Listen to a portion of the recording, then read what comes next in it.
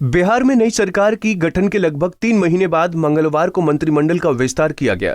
बिहार की राजधानी पटना स्थित राजभवन के राजेंद्र मंडप में आयोजित शपथ ग्रहण समारोह के दौरान बीजेपी और जेडीयू के कुल 17 नेताओं ने मंत्री पद की शपथ ली। हालांकि अब मंत्रिमंडल के विस्तार को लेकर विवाद शुरू हो गया है। आरजेडी नेता और हसनपुर विधायक तेज प्रताप यादव ने सीएम नीतीश कुमार पर निशाना साधा है। उन्होंने कहा कि मंत्रिमंडल का विस्तार तो हो गया है, लेकिन बिहार का विस्तार अभी तक नहीं हुआ है।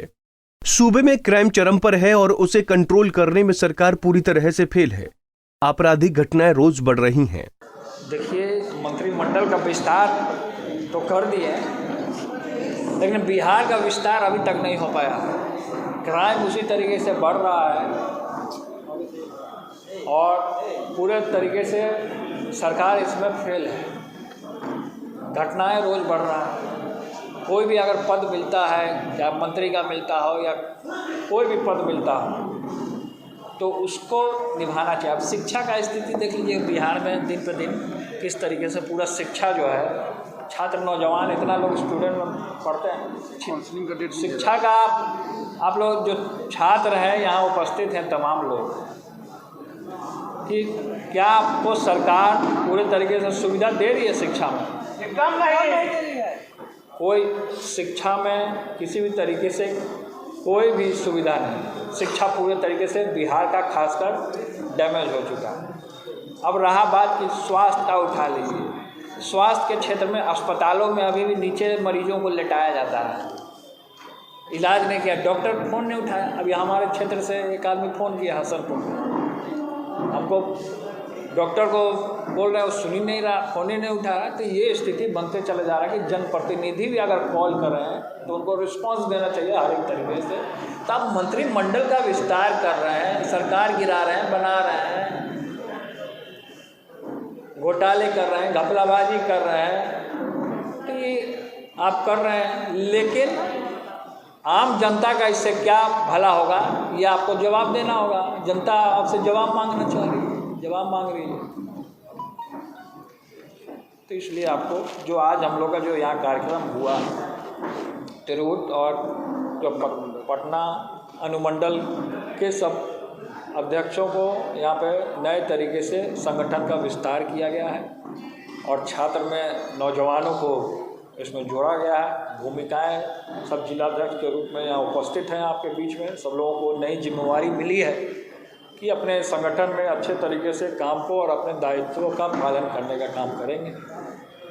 सबको मंत्रिमंडल में कई चेहरे भी हैं, कई लोगों पे संगीन एफआईआर दर्ज है सर। तो मंत्रिमंडल में ऐसे ही बनेंगे ना, इनके सरकार में। नीतीश जी को ये सब दिख नहीं रहा है। नीतीश जी को इसलिए नहीं दिख रहा है क्योंकि इनके आँख के आगे पर्दा छा गया है। अब पर्दा हटेगा, आँख खुलेगा, चैन की नींद सोए हुए हैं, नींद से जागेंगे तब वो सब चीज़ दिखाई देता है कि आपके दरवाजे में, आपके कमरे में चोर बैठा हुआ है, डकैत बैठा हुआ है, कौन बैठा हुआ है।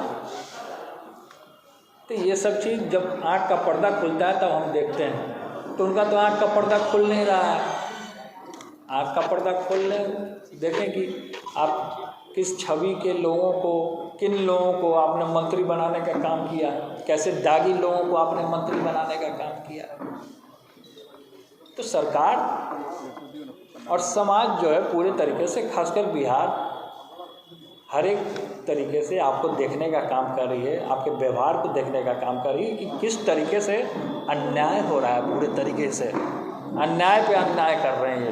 वहीं लालू प्रसाद यादव की रिहाई के मामले में कार्यकर्ताओं के द्वारा लगातार राष्ट्रपति जी को पत्र लिखे जाने की बात को दोहराते हुए उन्होंने कहा कि हमारा अभियान लगातार जारी है। लोग पूरे जिला में, बिहार के हर एक जिला से जो लोग भर रहे हैं, हम लोग धीरे धीरे कलेक्ट कर रहे हैं। कलेक्ट करके राष्ट्रपति महोदय को भेजा जा रहा है। सभी लोग जुड़ रहे हैं, राज्यों से भी जुड़ रहे हैं। लालू जी बाहर आ पाएंगे?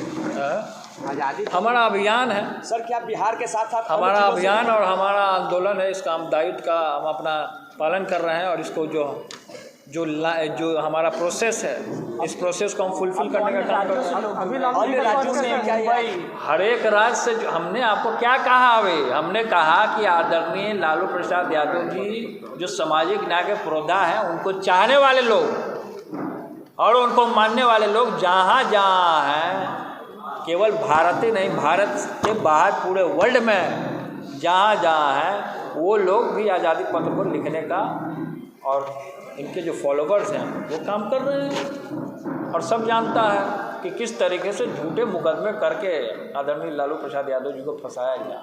आप दिल्ली गए, केवल पॉलिटिकल हरासमेंट करने का काम किया जा रहा है, केवल पॉलिटिकल। अभी स्वास्थ्य कैसा है सर? स्वास्थ्य अभी ठीक नहीं है, डॉक्टर की पूरी तरीके से टीम लगी हुई है और स्वास्थ्य में धीरे धीरे सुधार होगा, लेकिन अभी जब हमने मुलाकात किया था तो स्वास्थ्य ठीक नहीं था। पंजाब केसरी टीवी के लिए पटना से संजीव की रिपोर्ट।